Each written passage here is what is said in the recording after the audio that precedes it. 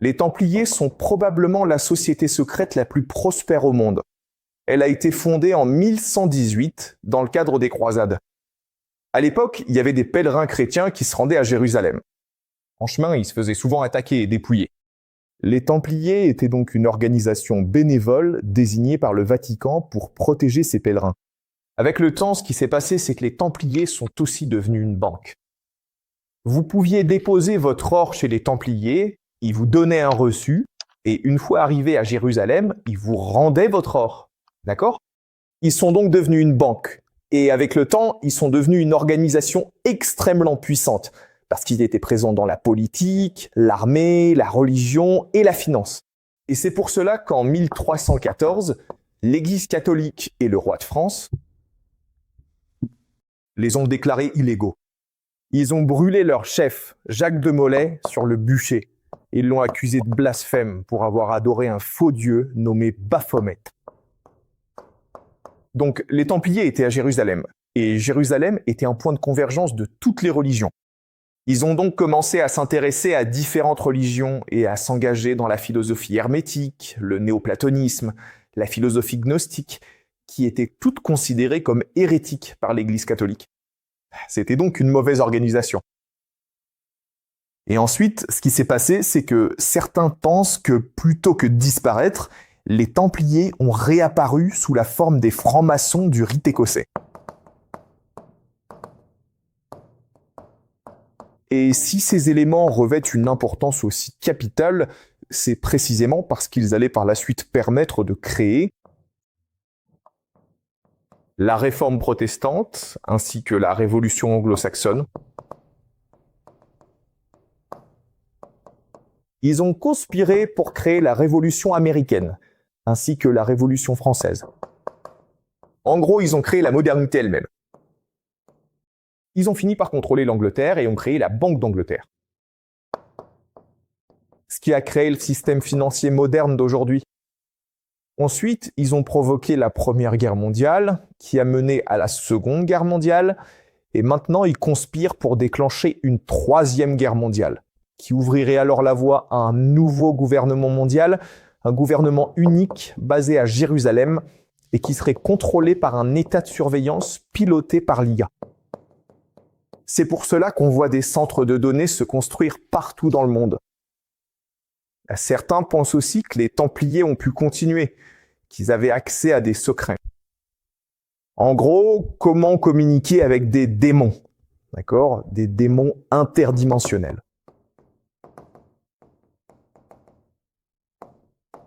Ou Lucifer. Et pour communiquer avec des démons, il faut passer des contrats avec eux par le biais de sacrifices rituels. Et ensuite, ce qu'ils font, c'est qu'ils peuvent prendre possession de vous et vous offrir des secrets. Par exemple, comment vivre éternellement, ou comment rester jeune pour toujours, ou comment construire des technologies avancées. Ils peuvent aussi vous expliquer comment fabriquer des armes nucléaires. Donc, certains pensent que tout l'objectif du gouvernement mondial unique et de l'état de surveillance généralisée serait de faire venir dans notre monde ces êtres interdimensionnels afin que l'élite puisse vivre éternellement, pour qu'ils puissent fusionner avec l'élite. Par ailleurs, il existe également un certain nombre de personnes qui pensent que les Templiers remonteraient en réalité jusqu'à l'époque de la Rome antique et aux 13 familles originelles qui auraient ensuite fait partie intégrante de la cité de Venise.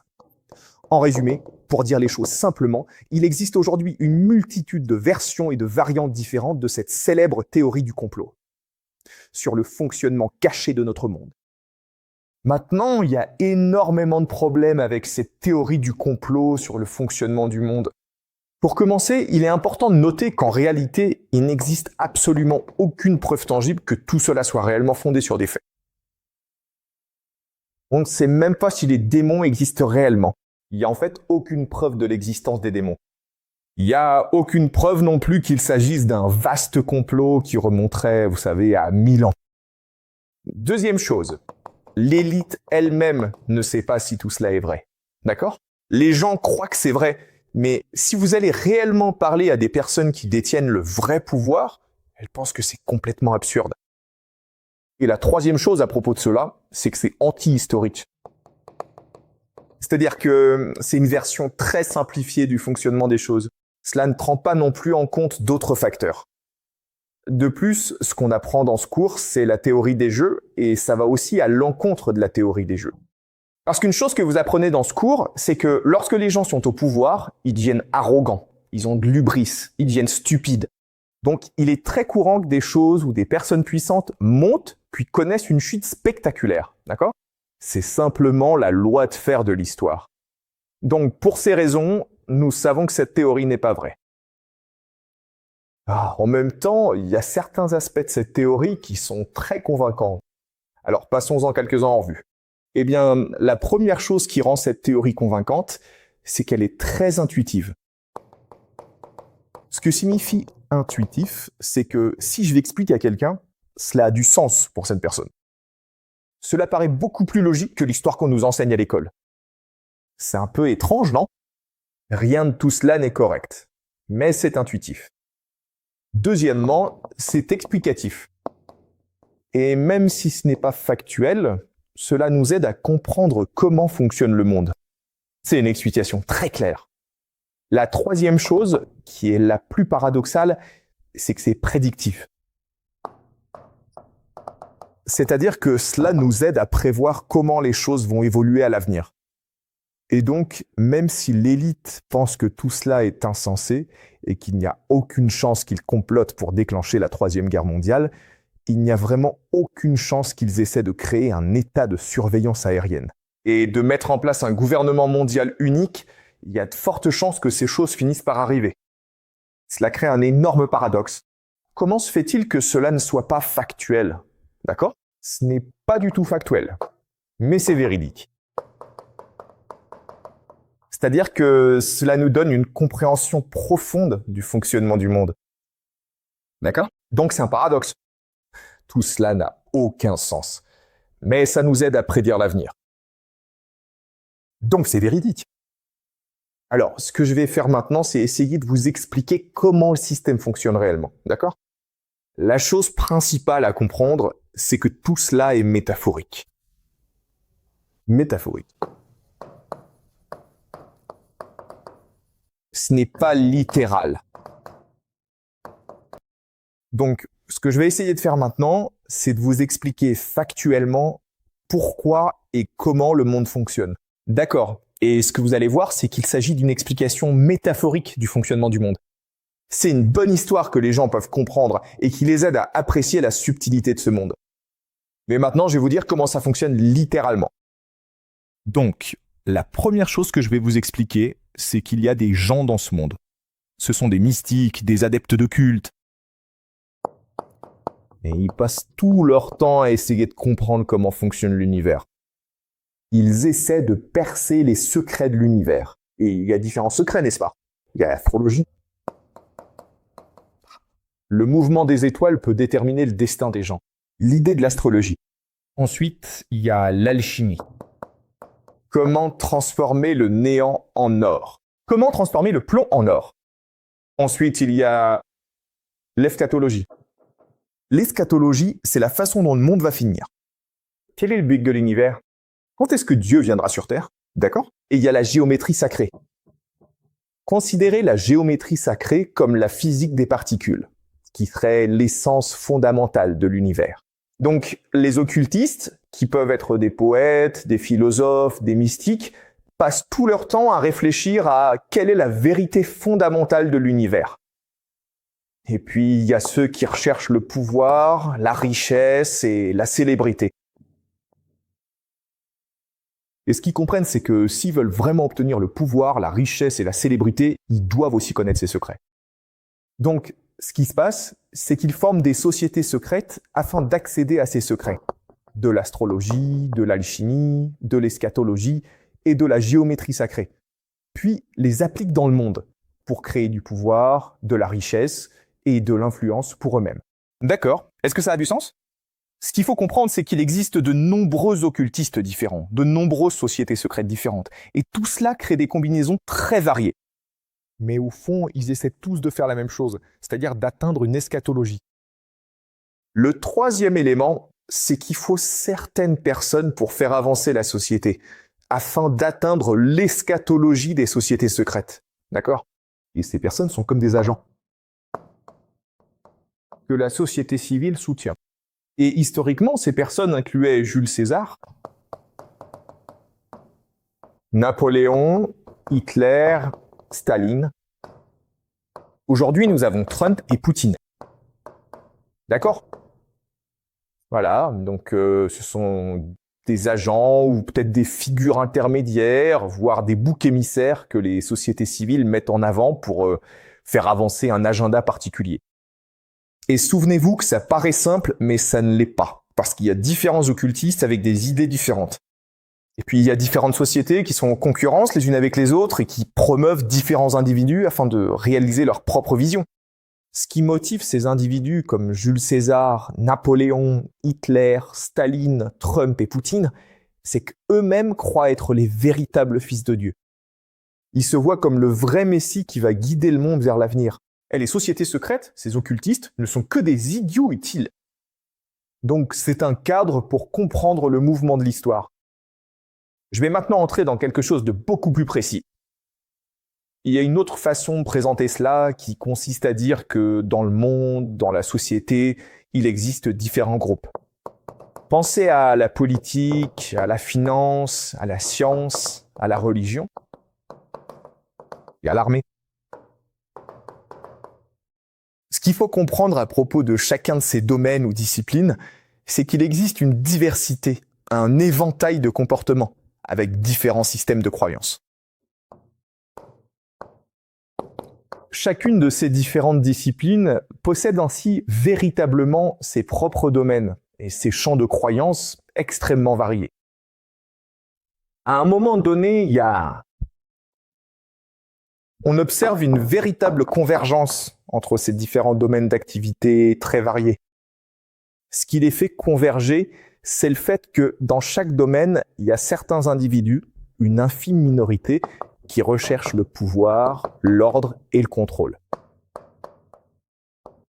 Donc, encore une fois, dans chaque domaine, il va y avoir un éventail. Et à une extrémité, il y a ceux qui détestent le pouvoir, mais à l'autre extrême, il y a ceux qui aiment le pouvoir. Et ces personnes qui aiment le pouvoir, l'ordre et le contrôle dans tous ces différents domaines vont se rassembler. Et elles vont collaborer afin d'obtenir le pouvoir, l'ordre et le contrôle. Et nous appelons ces personnes des sociétés secrètes. Parce qu'elles sont unies par un intérêt commun. Ce qui est vraiment intéressant, c'est qu'avec le temps, à mesure que la société devient beaucoup plus grande, ces différents domaines s'élargissent, créant une plus grande diversité. Et ce qui se passe, c'est que cette convergence devient beaucoup plus forte dans la société. Et la raison en est que ces différents domaines ne parviennent pas à se coordonner entre eux, mais que les personnes à l'intérieur de cette convergence, elles, y arrivent, ce qui leur donne un énorme avantage dans la société. Ce qui signifie qu'ils sont beaucoup plus susceptibles d'obtenir le pouvoir, l'ordre et le contrôle. Ce qui est intéressant, c'est qu'à mesure que la société décline, et ce déclin s'explique par le fait qu'elle est devenue beaucoup trop bureaucratique, beaucoup trop grande, beaucoup trop corrompue, ces deux sociétés, en réalité, deviennent de plus en plus puissantes avec le temps, parce qu'elles parviennent à rester beaucoup plus cohésives. Une fois que ces deux sociétés sont formées, vous constaterez qu'elles sont immenses. Il y a un grand nombre de ces différentes sociétés secrètes. Et différents individus peuvent rejoindre différentes sociétés secrètes. Et ces sociétés secrètes peuvent venir du fait qu'ils ont fréquenté une certaine école ou qu'ils ont grandi dans une certaine religion ou encore à cause de leur famille. Il existe différentes combinaisons. Et ces sociétés secrètes sont en concurrence les unes avec les autres. Ainsi, les critères de cette compétition sont au nombre de 3. La légitimité, le sens de l'autorité et une unité solide, ainsi qu'une cohésion durable. Pourquoi êtes-vous plus légitime que les autres sociétés sikhes? Pourquoi avez-vous plus d'autorité et d'expertise que les autres sociétés sikhes? Pourquoi êtes-vous beaucoup plus unis que les autres sociétés sikhes? Pour résoudre ce problème, ce que vont faire les sociétés sikhes, c'est qu'elles vont remonter dans le temps et réimaginer l'histoire pour montrer qu'elles sont liées à l'ensemble de l'histoire. Donc, ce qu'ils vont dire, c'est « D'accord, il faut qu'on commence. » Pas aujourd'hui dans notre école, mais parce que nous sommes liés aux francs-maçons, ou qu'ils sont liés aux chevaliers du temple.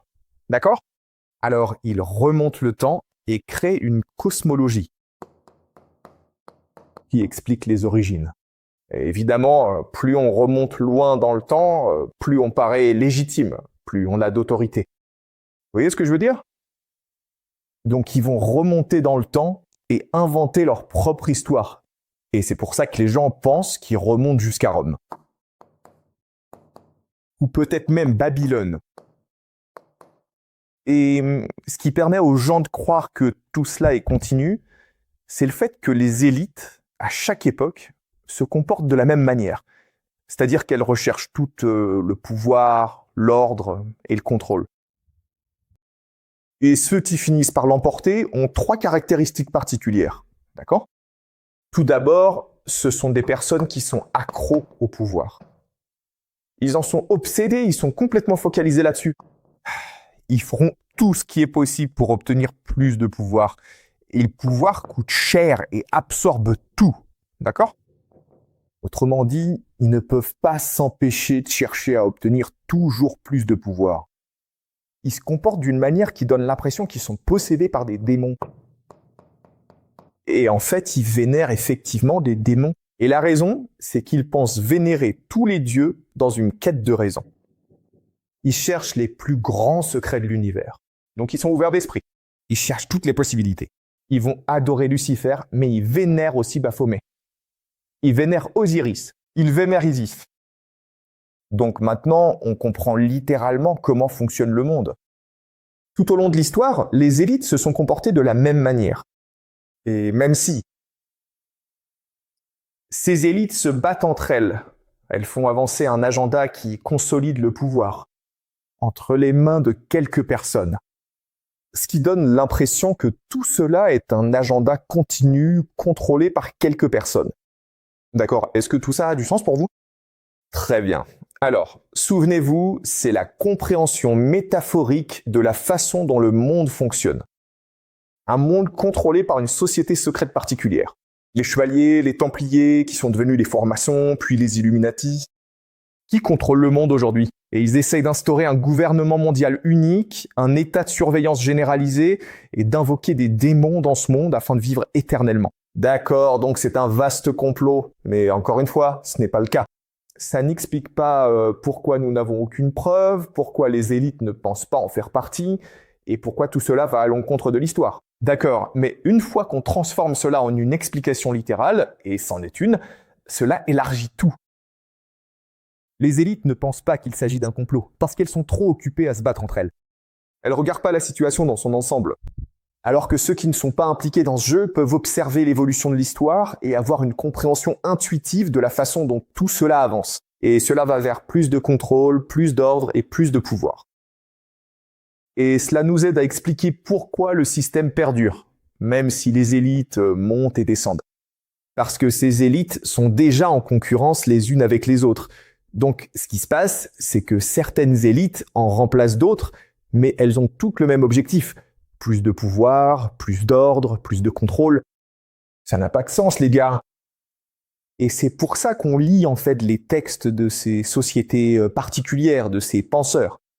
On dirait qu'ils construisent les uns sur les autres, même s'ils ne se sont probablement pas lus entre eux. Les uns les autres, d'accord? Les gens qui cherchent le pouvoir se ressemblent beaucoup. Ils sont différents de vous et moi. Et ce sont probablement des psychopathes. Tout ce qui les intéresse, c'est le pouvoir. Et donc les personnes puissantes s'unissent pour créer encore plus de pouvoir pour elles-mêmes.